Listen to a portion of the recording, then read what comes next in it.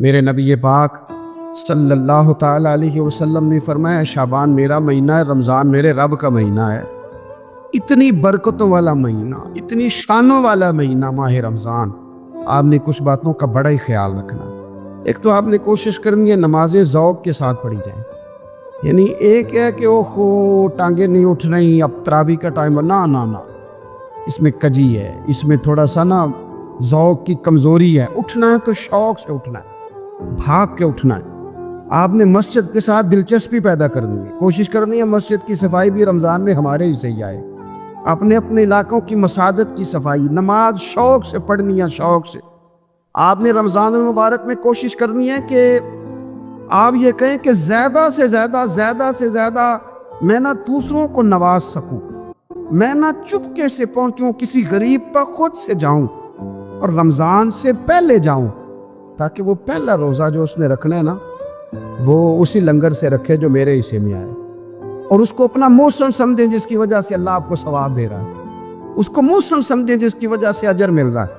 اور کوشش کریں کسی کو کپڑا جوڑا سوٹ دینا ہے، کسی طالب علم کو، امام مسجد کو، کسی غریب کو، کسی بوڑھی اماں کو، اپنے کسی چچا کو، اپنے دادا کو تحفہ دینا ہے تو وہ بھی شروع رمضان میں دے، تاکہ وہ آسانی سے سلا لے، سلا کے پہن لے۔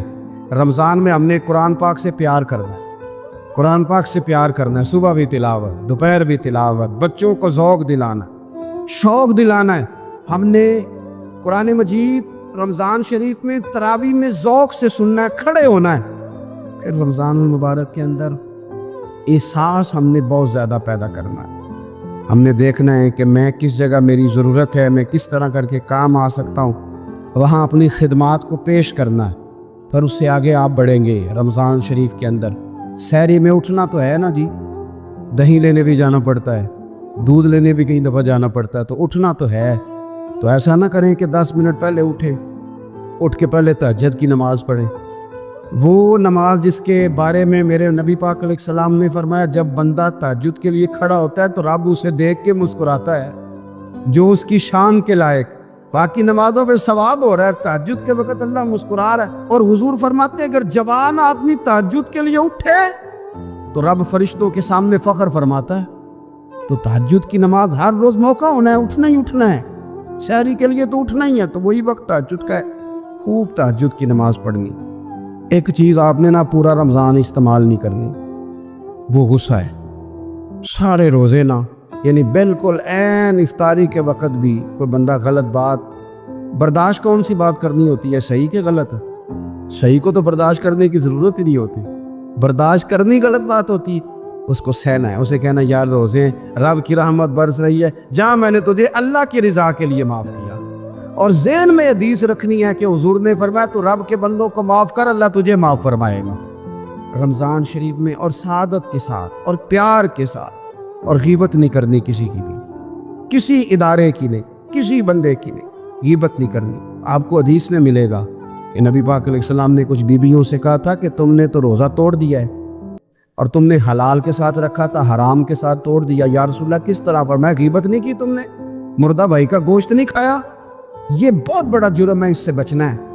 موبائل کم استعمال کرنا ہے، اور مہربانی کریں کم خبریں دیکھیں، جو وہ خبریں عورتیں پڑھتی ہیں ان خبروں سے بھی پرہیز کریں۔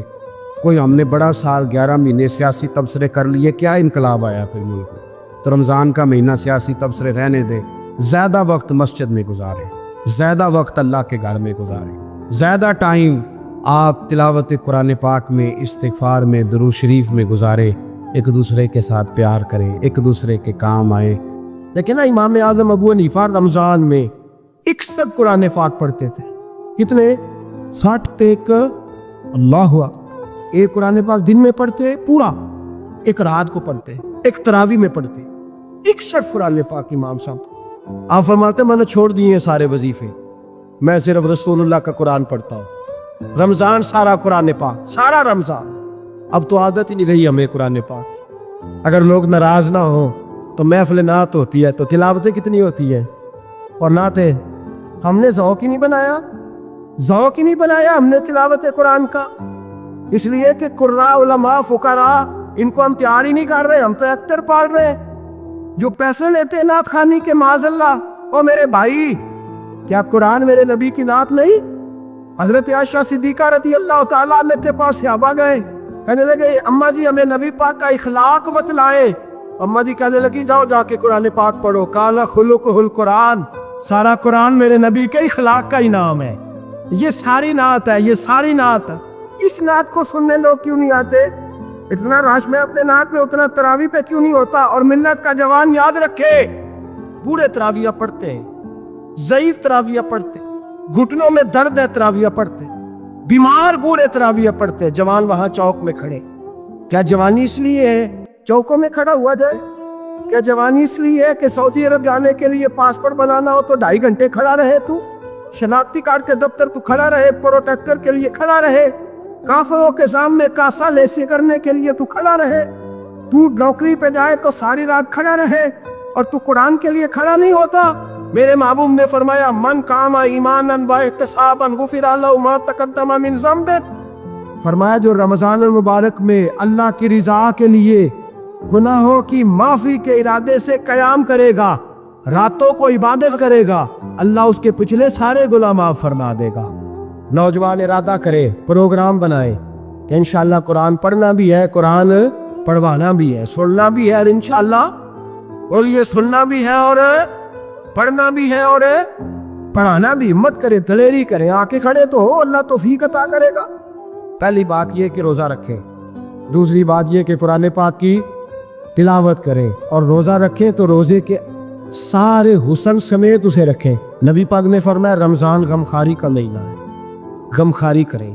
ہمارے زمانے میں 2 قسم کی تکلیفیں ہیں، ایک تو غریب آدمی، اس کا حال یہ ہے کہ وہ مانگ کے ہی گزارا کرنا چاہتا ہے، اس نے ہاتھ یوں کر لیا ہے تو اب اس کا یوں ہونے کو تیار نہیں۔ ضرورت اگر کسی آدمی کو کسی دروازے پہ لے جاتی ہے تو برا نہیں، لیکن سوال کا اپنے اوپر دروازہ کھول لینا یہ ٹھیک نہیں۔ فاقہ کشی پیدا کریں، حوصلہ پیدا کریں، تھوڑے پہ گزارا کرنا سیکھیں۔ غریبوں کو بھی اجازت نہیں کہ وہ نکل کھڑے ہوں میدان میں مانگنے کے لیے۔ ٹولیاں نکلتی ہیں رمضان، جتھے نکلتے ہیں خیرات کا ٹھیکر میں، بچیں۔ میرے نبی پاک صلی اللہ علیہ وسلم نے فرمایا جس نے بغیر ضرورت کے سوال کیا، جب قیامت کے دن آئے گا تو اس کے چہرے کے اوپر گوشت نہیں ہوگا، صرف ڈھانچہ ہی ہو۔ اتنی بھیانک صورت میں آئے، بغیر اشد ضرورت کے سوال نہ کر، کبھی سوال نہ کر۔ اور امیروں سے گزارش ہے کہ رمضان ہمدردی کا مہینہ ہے، ہمدردی کرے تو سامنے والے کی عزت کا بھی خیال کرے۔ یہ بات درست ہے کہ غریب سیاڑا نہیں ہوتا، اس لیے کہ جس کی جیب میں پیسے نہیں ہوتے بھائی اسے عقل بھی نہیں ہوتی، جس کے گھر کار نہیں ہوتی اسے چلانے کا طریقہ، جس کے گھر اوون نہیں ہوتا اسے چلانے کا طریقہ بھی نہیں آتا، جس کے گھر میں چیزیں ہوتی ہیں اسے چلانا بھی آ جاتا ہے۔ جدے گھر دانے ہوتے کملے بہو اس کے سیانے ہو جاتا۔ تو چودھری صاحب، سیٹھ صاحب، نواب صاحب آٹا تقسیم کرتے ہیں، کھڑے ہو کے فوٹو کھنچاتے ہیں، فیس بک پہ دیتے ہیں، اور ایک آٹے کا تھیلا اور 10 اخباروں میں فوٹو۔ اللہ سے ڈرے، رمضان ہمدردی کا مہینہ، ہمدردی کا۔ غریب کو دے تو اس کی عزت کو رسوا نہ کرے۔ میرے نبی پاک علیہ السلام کے صحابی حضرت عبداللہ ابن عمر رضی اللہ تعالیٰ عنہ ڈھونڈ کے لاتے تھے مسکینوں کو، ڈھونڈ کے، اور جب لاتے تھے تو اپنے دسترخوان پر بٹھا کر اپنے ساتھ افطاری کرایا کرتے، اور پھر فرمایا اللہ تعالیٰ نے لن تنالوا البر حتی تنفقوا مما تحبون، اللہ کے راستے میں وہ چیز دینی ہے جو تمہیں زیادہ پیاری ہے۔ کون سی چیز جو تمہیں، میں تھوڑا سا بے باک ہوں، بعض دوستوں کے ساتھ، سب کے ساتھ نہیں۔ ایک دوست مدرسے میں گھی دینے آئے ایک دفعہ، تو وہ والا گھی دے گئے جو سب سے سستا تھا، تو میں نے کہا مجھے دیانتداری سے بتائے آپ یہی کھاتے ہیں گھر میں؟ کہنے لگے نہیں۔ تو میں نے کہا پھر ہم نے بچے مارنے کے لیے تو نہیں نہ رکھے ہوئے، کیا وہ والا گھی اللہ کے راستے میں پیاری چیز دے رہی ہے نا، اس لیے گلے گلے نوٹ لوگ مسجد کے گلے میں ڈال جاتے ہیں، پھٹے ہوئے ڈال جاتے ہیں، کہتے ہیں جوڑ لیں گے مولوی صاحب۔ اور خدا کے بندے پیاری چیز دینی تھی تو نے، اور تو نے اس کا ترجمہ الٹ کر لیا ہے۔ سمجھ لے رمضان المبارک میں کسی غریب کی مدد کرنی ہے تو ساتھ اس کی عزت بھی کرنی۔ نبی پاک علیہ السلام کے دروازے پر جب یہ جملہ ایک ہے لیکن بڑا قیمتی ہے، صحابہ کہتے ہیں جب ہم دروازہ رسول پہ جاتے تھے خیرات بھی ملتی تھی اور عزت بھی ملتی تھی۔ خود بھیک دے خود ہی کہیں منگدے کا بھلا ہو، خیرات بھی ملتی تھی اور عزت بھی ملتی تھی۔ نبی پاک ساتھ عزت بھی دیتے تھے، مسکین کو غریب کو دے اور خیر خائی کرے۔ جوتے بیچنے والے جوتوں کے ریٹ سستے کریں، کپڑا بیچنے والے کپڑے کا ریٹ درزی صاحب بھی ریٹ سستا کرے, دکاندار بھی چیزوں کا ریٹ, حکیم صاحب پیسے کم لے, ڈاکٹر پیسے کم کرے, حکومت نرخوں میں کمی کرے, اور یہ کام اجتماعی طور پہ کرے. میرے نبی پاک نے فرمایا رمضان غمخواری کا مہینہ ہے, اس میں غمخواری کرنی ہے, دوسرے کا خیال کرے, اظہار کرے, قربانی کرے. یہاں ہر چیز کا ریٹ بڑھ جاتا ہے رمضان شریف میں. ہر آدمی کہتا ہے میرا سیزن آ گیا ہے. توجہ بڑھائے, خیال کرے, غمخواری کا مہینہ ہے. اور پھر آپ لوگوں سے یہ بھی گزارش ہے کہ رمضان المبارک کا جب مہینہ آئے تو جس آدمی کے ساتھ نیکی کرنی ہے وقت پہ کرے. کسی غریب کو پیسے دینے ہیں, کپڑے دینے ہیں تو یکم رمضان کو دیں. میں اکثر دوستوں سے پوچھتا ہوں, میں کہتا ہوں قاری صاحب نو جوڑا کدو دیندے ہو؟ کہندے ستیمی والے دن. میں کہا مینوں لگتی سمجھ تہاڈی سازش ہے کہ جڑے سواں کے پاہ نہ لگے. ایویں مولوی چودھری صاحب دے نال دے کپڑے پا لے تے کتے لے گیا اینوں دینا ستیمی. تسی دسو ستیمی والے دن کو درزی سی کے دیندا ہے, انہوں 3 گنا بھی پیسے دئیے تے کہندا جڑے باقی نے انہاں دے نہیں بٹن پہ لگدے میرے کولوں, کتھوں جوڑا سی کر. تو کس دن دیتے ہو قاری صاحب؟ کیا مقصد ہے؟ پہننے کے لیے دے رہے ہو یا اس لیے دے رہے ہو کہ نہ پہن سکے ہو؟ تو بھائی آپ جب کسی کو کوئی چیز دیں گے تو کب دیں گے؟ جب وہ استعمال کر سکے. غریب کو لوگ فطرانہ دینے جاتے ہیں عید سے 1 دن پہلے, تو کیا کرے گا اس کا؟ وہ نہ تو کپڑے خرید سکا نہ روٹی لا سکا. بلکہ میرے حضرت صاحب فرماتے ہیں رمضان سے پہلے دے دو, رمضان کی نیت کر کے رمضان سے 1 دن پہلے دے دو, اللہ رمضان جتنا ثواب ہی عطا فرمائے. رمضان سے پہلے دو جس کو کچھ ہے دے, قبل از وقت تیاری کر. اور میرے قبلہ حضرت صاحب فرمایا کرتے اپنے کپڑے بعد میں, غریب کے بچوں کے کپڑے پہلے, اپنے گھر کی ضروریات بعد میں, غریبوں کی ضروریات. اس لیے کہ اللہ پاک نے ان کا رزق بھی ہمارے گھر بھیج دیا. ہماری ڈیوٹی لگائی ہے کہ تم نے بانٹنے والے پلو. اور یہ ذہن بنائے کہ پتہ نہیں کس کا حصہ تھا جو اللہ نے میرے گھر بھیج. یہ ذہن بنا کے اور جس کو دینے جائیں, ہاں آپ کو اجازت ہے تھوڑا بہت پتہ کرنے کی, لیکن تھوڑا بہت تفتیش کرنے کی اجازت, بال کی کھال اتارنے کی اجازت. میں نے دیکھا ہے لوگ غریبوں کا انٹرویو لیتے ہیں, تیرا تو فلانا کمانے والا نہیں, تیرا تو فلاں بچہ. او بھائی بہت سارے غریب ایسے ہیں, بڑے ہیں, جو کمانے کی کوشش کرتے ہیں لیکن ان کا سبب نہیں بنتا. ہاں ہے ایسے لوگ جو سعودی عرب چلے گئے, کہتے ہیں تیرا تو فلاں باہر نہیں گیا گیا ہے, لیکن سارے سعودی عرب جانے والے بھی مال کمانے کی طاقت نہیں رکھتے. کئی وہاں بھی بیٹھ کے بیچارے قرضوں میں الجھے ہوئے, وہاں والوں کے ظلم کا شکار ہے. بہت ساری آزمائشوں میں تو تفتیش کرتا ہے. میرے امام شافعی کا ایک جملہ اگر آپ کو یاد رہ گیا تو بات بن جائے گی. امام شافعی رحمت اللہ, بلکہ حضرت غوث اعظم جیلانی کے پاس وہ بات آپ کو زیادہ فائدہ دے گی. حضرت غوث اعظم جیلانی کو ان کا ایک مرید سمجھانے لگ گیا, کہنے لگا حضرت جی آپ سب کو دیتے رہتے ہیں, ہر بندہ مستحق نہیں ہوتا, ذرا ٹٹول کے دیا کرے. تو غوث اعظم جیلانی فرمانے لگے بھائی مجھے تو لگتا ہے تو بھی ان چیزوں کا مستحق نہیں تھا جو اللہ نے تجھے عطا کر دی ہے. پہلے تو بتا تو مستحق تھا, تجھے اپنی حیثیت اوقات کا پتہ ہے جو اللہ نے تجھے دے دی ہے؟ طاقت تھی, کوالٹی تھی, تیرے اندر وہ صلاحیت تھی. رب نے تو نہیں تیری تفتیش کی کہ تو قابل ہے کہ نہیں, تو اللہ کے بندوں کی تفتیش کرتا پڑتا ہے. امام شافعی فرمایا کرتے, امام شافعی فرماتے رب تجھے پرکھ کے نہیں دیتا, ٹٹول کے نہیں دیتا, رسوا کر کے نہیں دیتا. تو غریبوں کے ساتھ یہ سارا ظلم کیوں کرتا ہے؟ بس پتہ چل گیا وہ ضرورت مند ہے تو دے.